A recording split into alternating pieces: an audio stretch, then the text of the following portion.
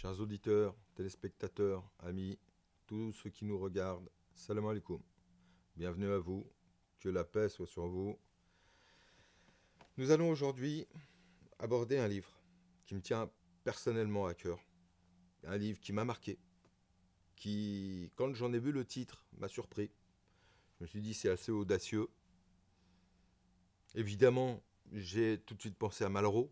21e siècle sera spirituel ou ne sera pas.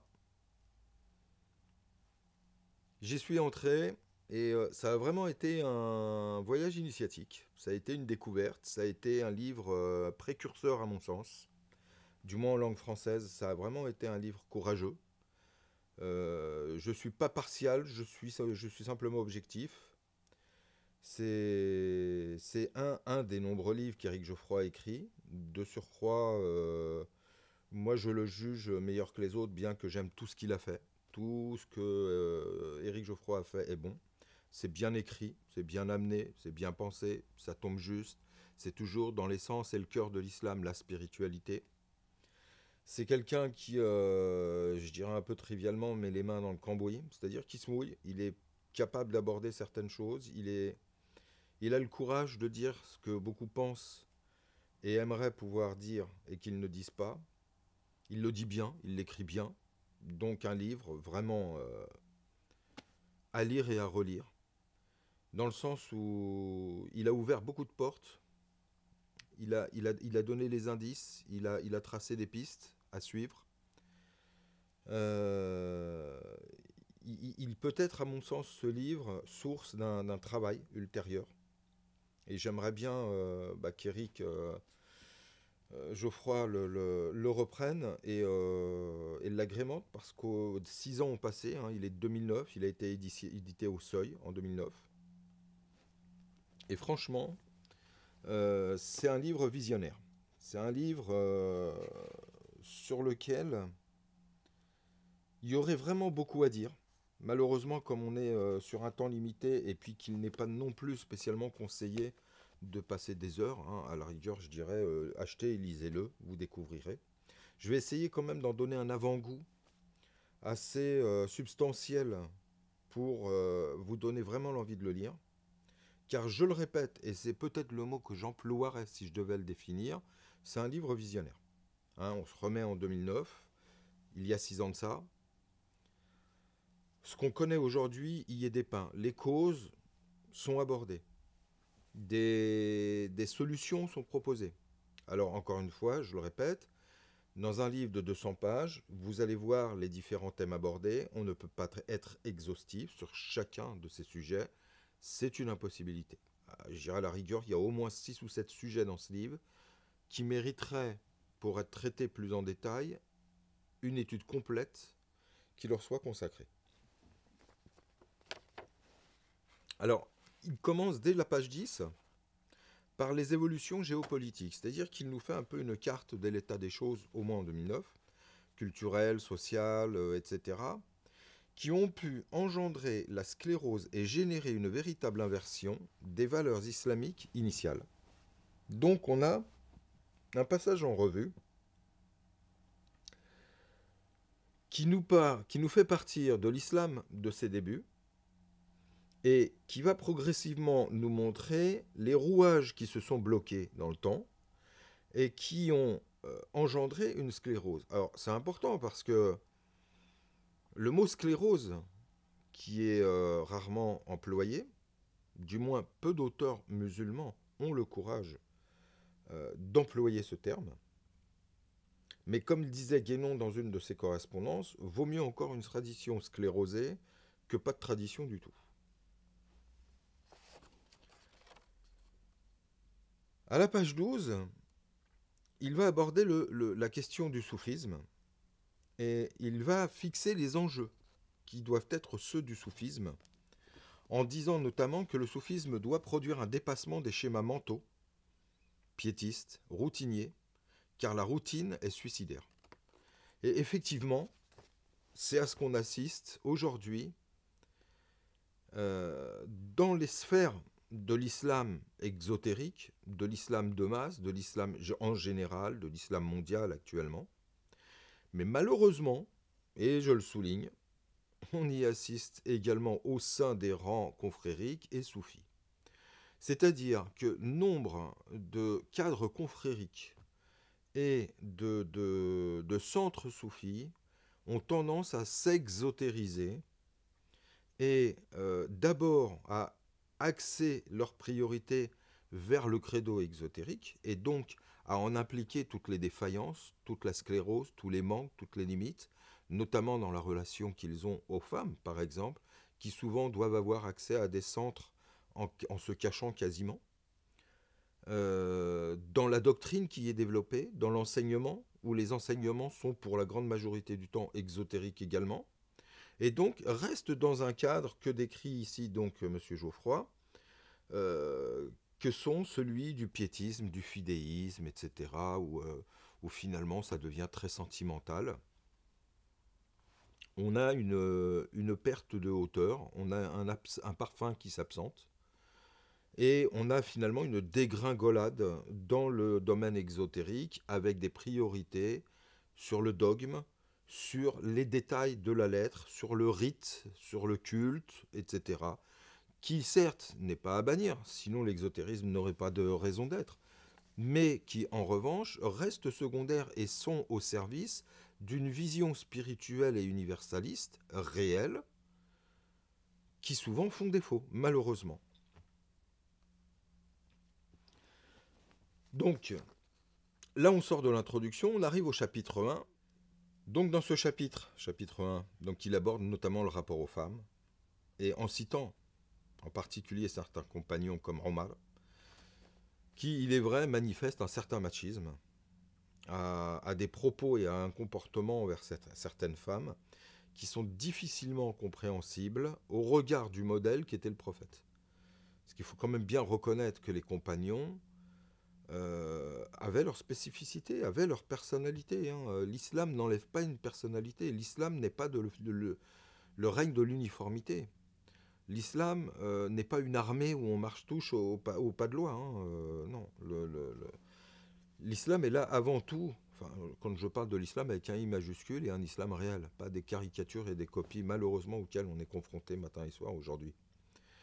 Un islam qui, parce qu'il a comme principe et objectif premier la liberté, parce qu'il a l'épanouissement et la réalisation de soi-même,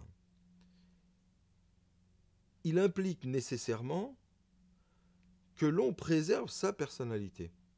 Et il y a eu effectivement certains compagnons qui ont eu des personnalités fortes, ce qui était le cas de Omar, mais pas que lui. Et ils ont eu des personnalités qui étaient différentes les uns des autres.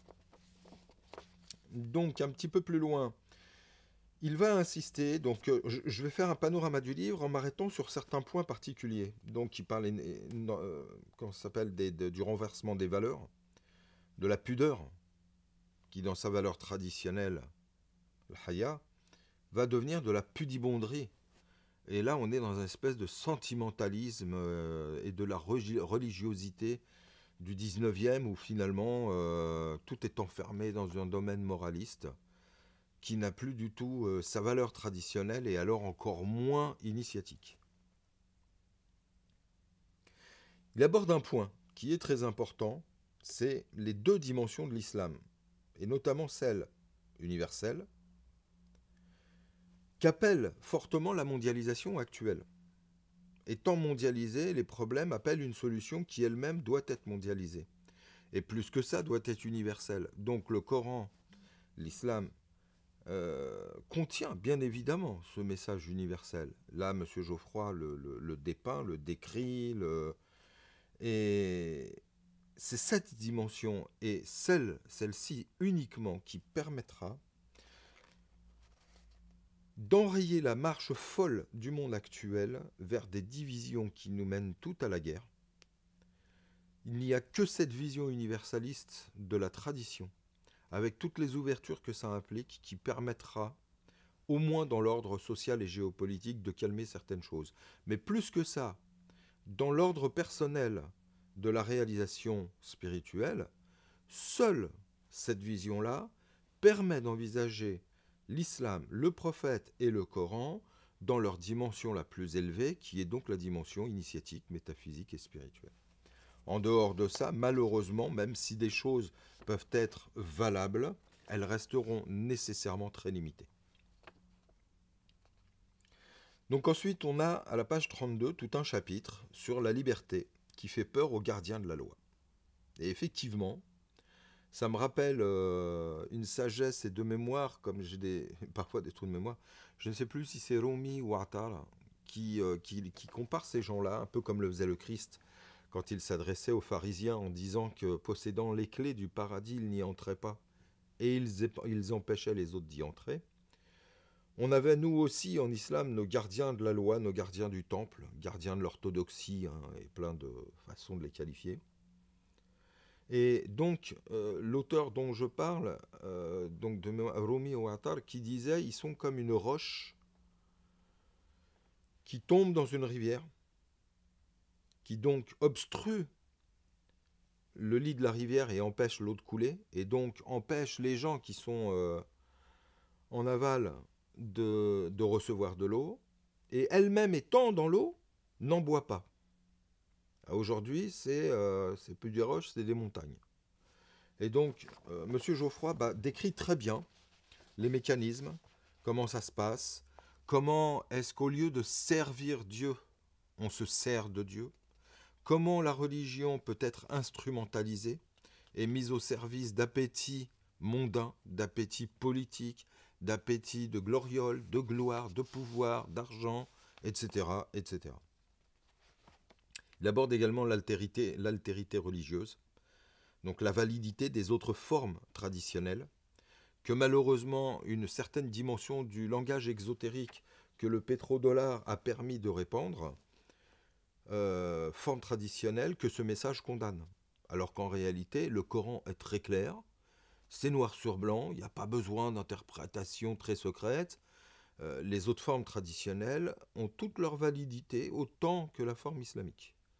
Et à la rigueur, je pense qu'il faudrait presque revenir, mais aurais-je le temps dans le cadre de ce compte-rendu, sur la notion de la double dimension dont je parlais tout à l'heure, sa double dimension du prophète, du Coran et de l'islam, qui a un message vertical et un message horizontal, qui a un message universel et un autre historique, qui a un message, et ça, Éric Geoffroy va l'aborder à la page 69, où il va parler, quand il va aborder la question de la réforme, il va parler des deux dimensions de toute tradition, c'est-à-dire une dimension immuable, une dimension transcendante, métahistorique, et une autre historique, temporelle, formelle, qui, elle, doit être adaptée au changement d'époque.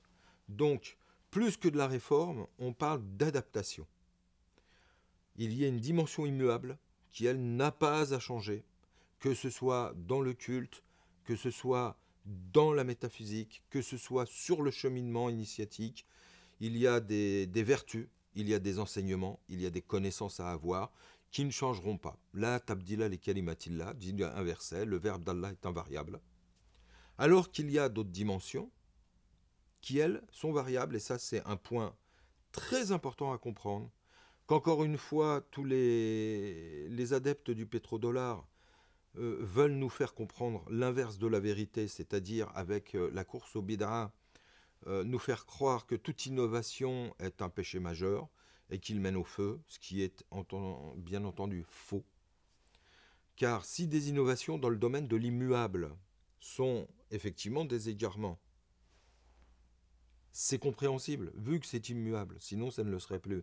Par contre, dans la dimension adaptable de la tradition, on s'aperçoit assez rapidement, quand on a un minimum de connaissance de sa propre tradition, que du vivant du prophète, le prophète lui-même a changé des choses. Il y a des choses qui étaient interdites qui ne l'ont plus été.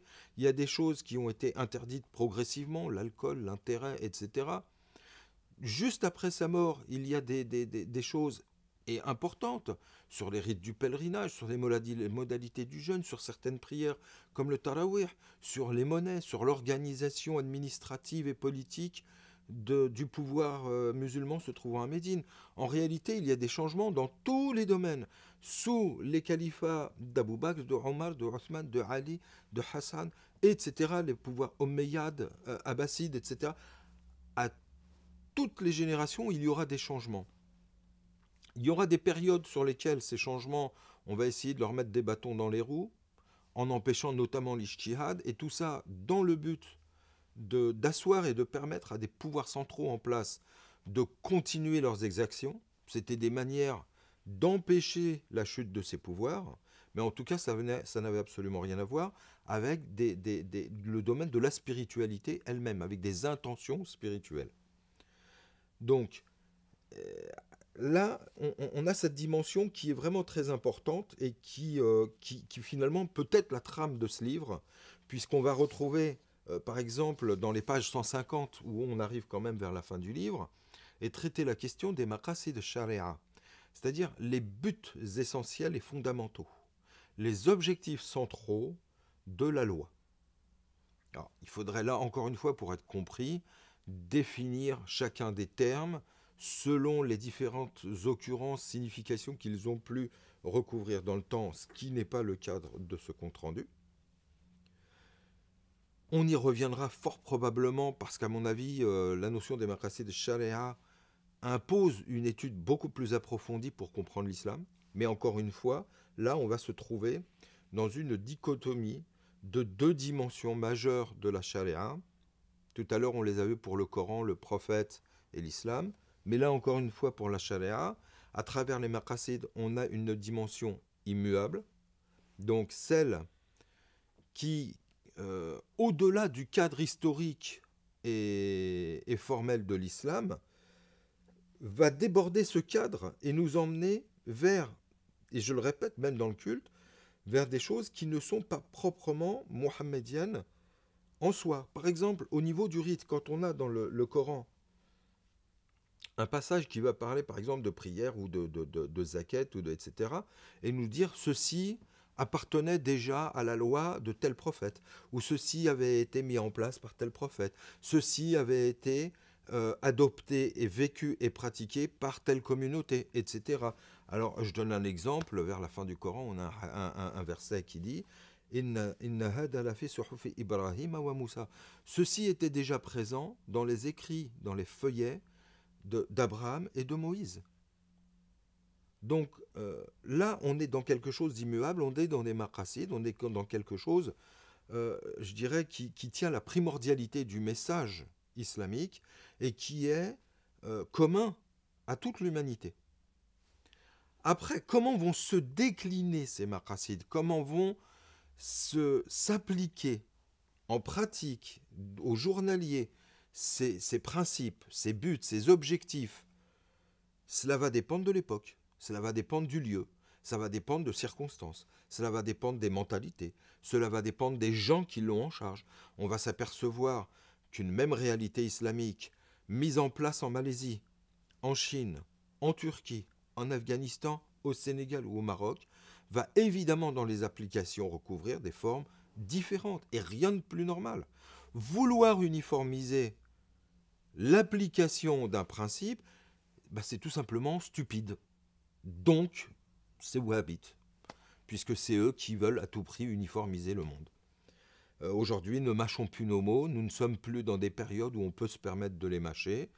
Il y a un islam monstrueux, ou du moins pas un islam monstrueux, les termes ne sont pas adéquats, mais disons une face pseudo-islamique que l'on essaye de nous faire passer pour de l'islam, qui en réalité n'est aucunement l'islam, mais auquel on va accoler un nom pour nous tromper.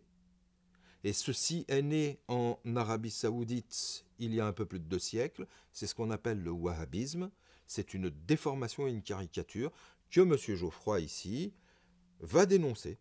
Et c'est pour ça que je tiens à souligner vraiment la valeur de ce travail, sachant que si personnellement, et je pense et je crois et je suis même sûr que c'est un avis partagé, tous les travaux de M. Geoffroy sont de très bonne qualité.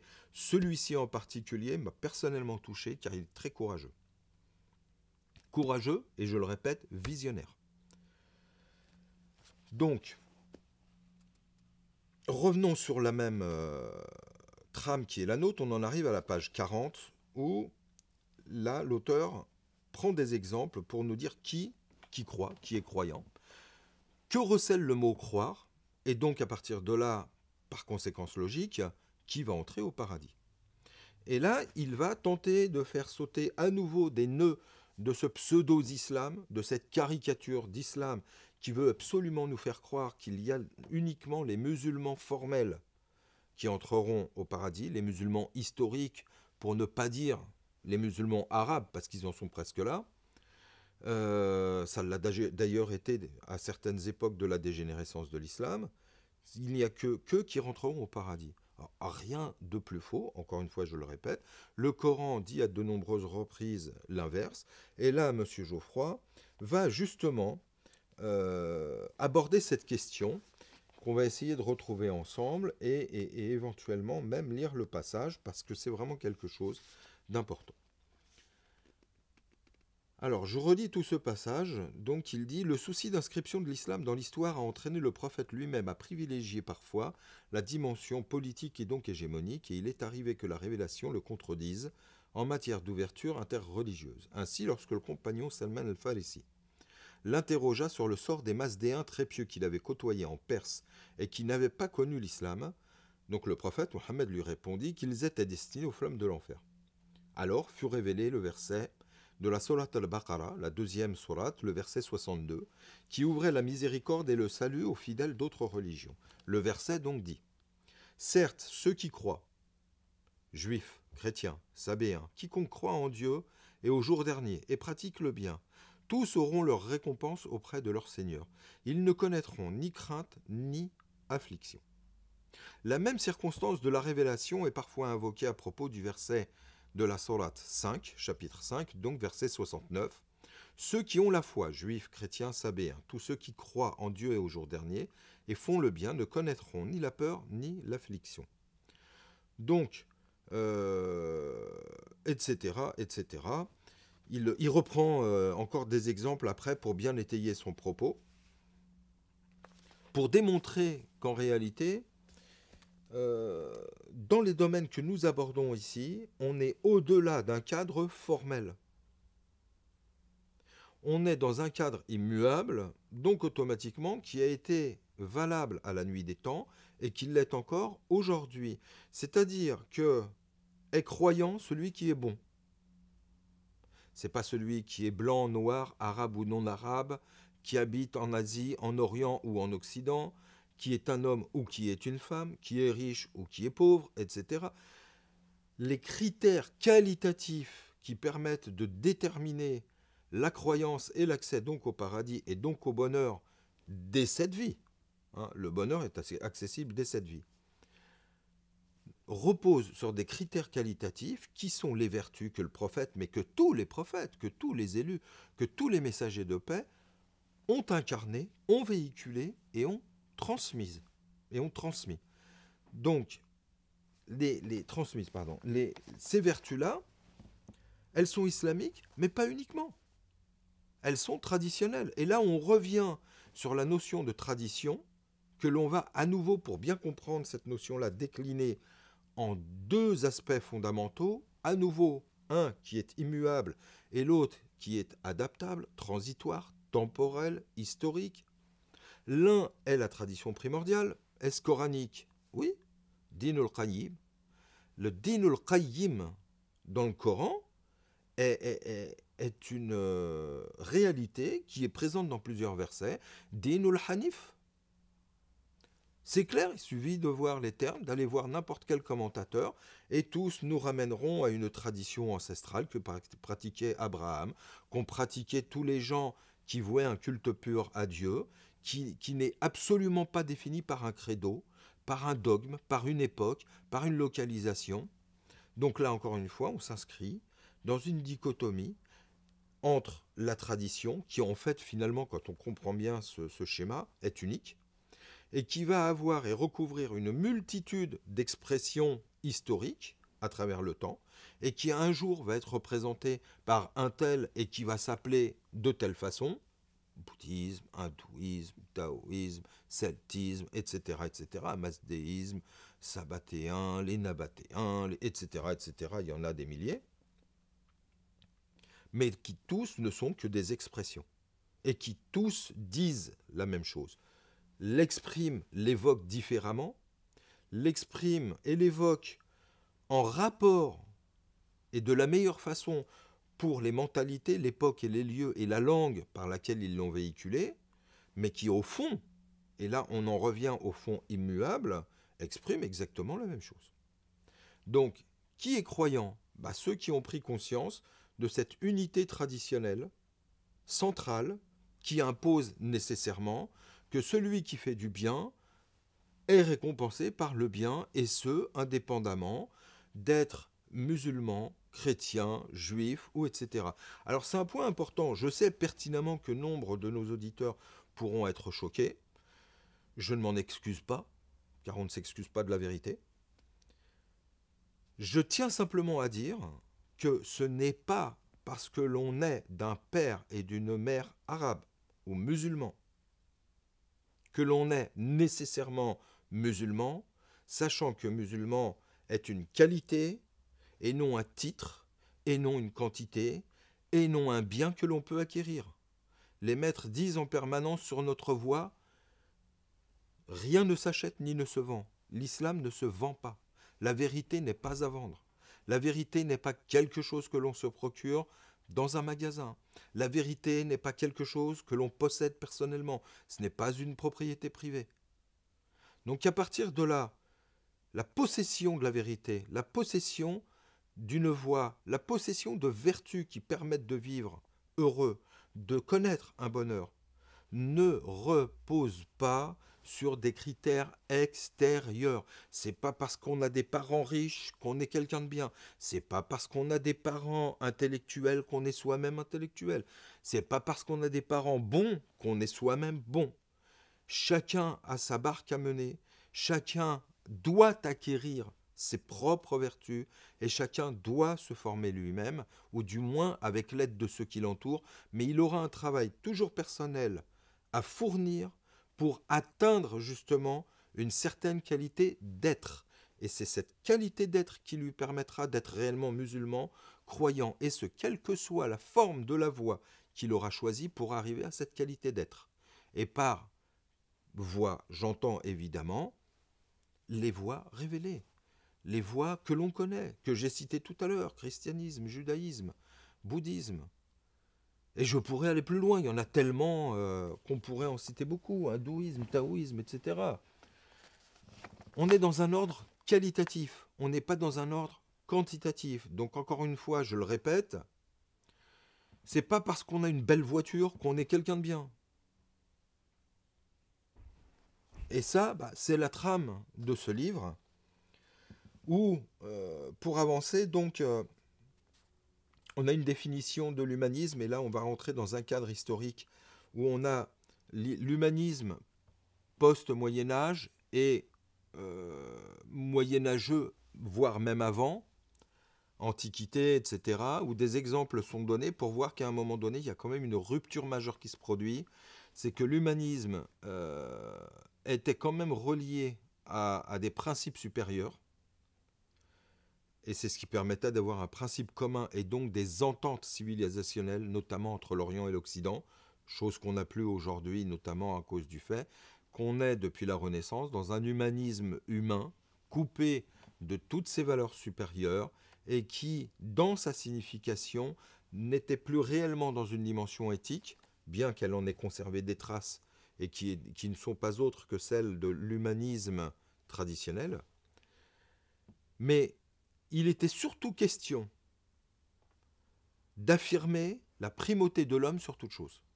Il était surtout question d'être en rupture avec Dieu. On s'engageait dans une voie qui était tout simplement celle de l'athéisme, pour en arriver au XVIIIe avec les Lumières et au XIXe, où l'athéisme, là par contre, va avoir une action sur le champ social, dans le champ social, dans le champ politique, etc., etc. Et donc vous avez des écrits, par exemple, comme La France, ou de mémoire, La République anticléricale, qui donne tout un tas d'exemples Vous avez de mémoire, encore une fois, c'est le Émile Lacombe, je crois, qui est chargé de rédiger les textes de la séparation de l'Église et de l'État en 1905 et qui est vraiment un personnage scabreux. Quelqu'un qui voulait se consacrer aux ordres et que l'Église a rejeté pour son peu de qualifications et qui finalement, pour se venger, va détruire tout ce qu'il pourra de l'Église catholique. Donc voilà les traces de cet humanisme post-médiéval. Donc un point est fait, là j'en rajoute certaines choses, mais un point très clair est fait. Page 69, la réforme dont je parlais tout à l'heure, sur laquelle j'ai un petit peu anticipé en abordant la dimension invariable, fondamentale, centrale, celle des principes, de la dimension des aspects secondaires soumis aux aléas du temps. Page 85, il y a un passage qui est qui m'a touché parce que là l'auteur, encore une fois, Monsieur Geoffroy, propose des solutions. Et en faisant un petit peu un bilan de, puisqu'on est quasiment à 1000 livres, en faisant le bilan finalement, il va nous faire quelques propositions que je pourrais résumer à la révolution du sens, et donc à revenir à un essentiel, qui me rappelle un petit peu un livre qui est paru il n'y a pas très longtemps, qui s'appelle Le défi du sens de Sofiane Méziani, qui va dans le même sens en disant que finalement, si aujourd'hui quelque chose manque dans nos vies, c'est bien le sens des choses. Donc cette centralité, l'esprit de la lettre. Page 113. Et là, on va voir tout le courage de l'auteur. Voix mohammedienne, médiane, centrale, il en rappelle sa nature, et par là, il va condamner. Or, à travers ses écrits, c'est pas un grand secret de savoir que M. Geoffroy lui-même est engagé sur une voie soufie, confrérique. Et pourtant, il va courageusement, et avec raison, et là je m'associe complètement à sa démarche, il va condamner le confrérisme exclusiviste et le suivisme juridique. Alors, le confrérisme exclusiviste. Le confrérisme aujourd'hui, à mon sens, et à son sens aussi, je pense, si j'ai bien compris, c'est dire, il est mort. Ce cadre qui a pu exister à une certaine époque a déjà été critiqué à l'époque médiévale, c'est-à-dire qu'il y a déjà longtemps. Quand on reprend par exemple les qawa'id de tasawuf, donc les règles fondamentales du soufisme du Cheikh Ahmed Zarruq, quand on reprend les enseignements de Sidi Ali al-Khawas, qui a été le maître spirituel de Abd al-Wahhab al-Sha'rani, maître médiéval également, début 16e, égyptien, etc. Ils ont des avis, parfois même, je pense peut-être un peu trop tranchants, mais du moins assez réalistes, en disant que le confrérisme était mort déjà à leur époque. Donc en fait, on n'invente pas grand-chose. On s'aligne sur la pensée, sur des avis déjà de maîtres bien avertis, qui sont très clairs dans leurs propos. Sidi Ali al-Khawas, par exemple, va répondre à Sha'rani, son disciple, qui lui demande s'il devait aller fréquenter d'autres maîtres après sa mort, après la mort de son maître, donc Sidi Ali al-Khawas. Et Ali al-Khawas lui dit à quoi bon. Et il va donner un exemple qui est très précurseur des modalités qui se passent aujourd'hui. Il lui dit, mais tu verras, tu vas rencontrer des maîtres qui ont des milliers de disciples, qui ne peuvent pas les assumer parce qu'ils sont trop nombreux, donc qui ne les voient quasiment pas, donc qui ne les éduquent, qui ne les enseignent quasiment pas. Et au final, tu t'apercevras que parmi ces milliers de disciples, il n'y en a pas un seul qui a pu bénéficier des parfums célestes, qui a pu vivre le paradis de son vivant, ne serait-ce qu'un moment. Il n'y en a aucun qui aura pu goûter à quelque chose de réellement intérieur et de réellement spirituel. Alors, là aussi, encore une fois, c'est très précurseur et très visionnaire, parce que là, j'ai l'impression qu'il décrit notre époque, où les confréries aujourd'hui sont devenues des antennes internationales, des consortiums, des tradings, où le but, il est d'engranger les conversions, il est de faire du nombre. On a donc quasiment des commerciaux de métier qui cherchent à répandre, qui cherchent à convertir. Et le but, il est de savoir combien on a de zaouïa, combien on a de disciples, combien on a de fuqara. Quand on fait les grands rassemblements, on chiffre, hein, à la fois, on était combien? À la fin, on était 2000, 5000, 10 000, 20 000, 100 000, etc. Enfin, je veux dire, c'est le règne de la quantité, comme l'aurait décrit Guénon. Règne de la quantité qui, en tant qu'exotérique, évidemment, sombre dans toute la bêtise et les limites de l'exotérisme mal compris. Dans ces credos dont va parler, encore une fois, Éric Geoffroy, un peu plus loin, quand il parle du suivisme juridique, quand il parle, il cite une parole de l'imam Ali qui dit c'est l'homme qui fait parler le Coran, et ce n'est pas le Coran réellement que l'on entend quand on en parle. On entend ce que vous en comprenez ou ce que la personne qui en parle en pense. Et donc toutes ces limites-là, finalement, Éric Geoffroy les voit également jusque dans les milieux ésotériques, soufis et confrériques, en disant que finalement, il y a une espèce d'exotérisation qui est en train de se généraliser. Il y a une perte de conscience de ce qu'est réellement l'ésotérisme, sa nature profonde et tout ce que ça peut impliquer derrière.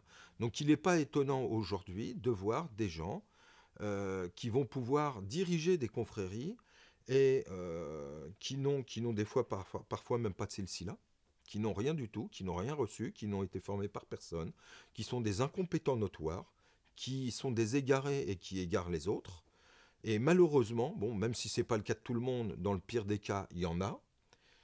Mais le cas que dépeignait Sidi Ali El-Khawass aujourd'hui est très fréquent. Est très fréquent. Et ce qu'on aille de l'extrême aussi occident au Maroc, etc., jusqu'en Orient, c'est des cas de figure que l'on rencontre un petit peu partout aujourd'hui, en Égypte, en Algérie, en Afghanistan, en Turquie, un peu partout. Et bon, c'est même plus une perte de vitesse, c'est une sclérose, mais c'est même pire à la rigueur. C'est une trahison de l'esprit mohammedien, c'est une trahison de la dimension initiatique que le prophète a transmise. Et c'est grave. Aujourd'hui, il y a besoin d'avoir des réactions dans ce sens-là. Et je finirai sur cette notion-là en disant que si vraiment un livre est important à lire et à relire aujourd'hui, c'est justement celui-ci, car il a le courage d'aborder des questions réelles. Car encore une fois, dans les milieux confrériques, bon, on se gargarise un petit peu tout seul, on s'auto-proclame roi du monde, on est toujours les meilleurs, on a compris mais pas les autres, le secret est chez nous, alors très souvent c'est le pôle, mais maintenant il y a même plus. C'est le pôle, mais le khatm également. C'est le pôle-pôle, c'est le pôle plus, c'est... Enfin bon, c'est de la foutaise. C'est se moquer du monde. Et là, je me retiens, parce qu'en privé, j'ai des fois tendance même à être vulgaire quand j'aborde ces questions-là, tellement il est vulgaire de se moquer de l'héritage du prophète. Je terminerai sur une note positive, car vraiment, c'est un livre de qualité. C'est un livre à lire et à relire. C'est un livre qui est visionnaire. C'est un livre qui est révolutionnaire. Et c'est un livre courageux. Monsieur Geoffroy, si vous nous entendez, si un jour vous voyez cette vidéo, merci. Merci beaucoup. Chers spectateurs, auditeurs, à très bientôt. Plaisir de vous retrouver. Merci de nous avoir suivis. Très bonne lecture. À très bientôt. Salam alaikum.